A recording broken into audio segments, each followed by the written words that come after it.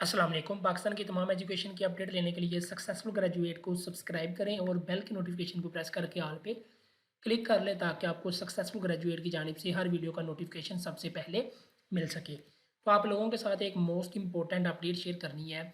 जो student Punjab university में admission apply कर रहे हैं उनके लिए ये बहुत ही इंपॉर्टेंट अपडेट है। BS फर्स्ट सेमेस्टर और BS फिफ्थ सेमेस्टर में जो अप्लाई कर रहे हैं स्टूडेंट का सवाल है कि फ़र्ज़ किया कि आप लोगों का एडमिशन ओपन हो जाता है, ठीक है, यानी कि आप लोगों का एडमिशन एक प्रोग्राम में हो जाता है। आपने 4-5 डिपार्टमेंट में अप्लाई किया हुआ है, एक का आपका पहली लिस्ट में नाम आ जाता है, लेकिन आप दूसरी फील्ड में एडमिशन लेना चाहते हो, तो फिर आप वेट करोगे या फ़ीस जमा करवा दें।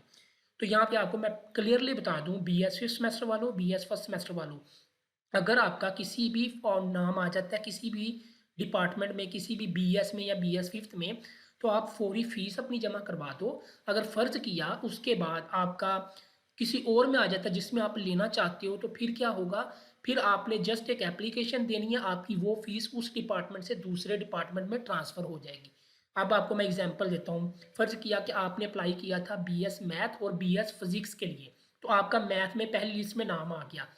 तो अब आप चाहते हो कि मैंने फिजिक्स में लेना है, तो आप मैथ का जो नाम आया उसमें आप फ़ीस जमा करवा के अपनी सीट जो है ना वो आप कन्फर्म कर लो।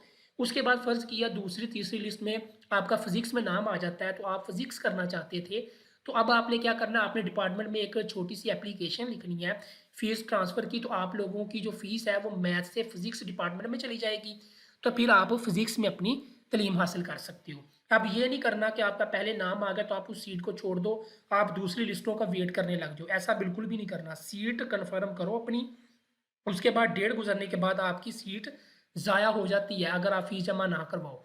तो बेहतर है कि आप अपनी सीट को कन्फर्म करो।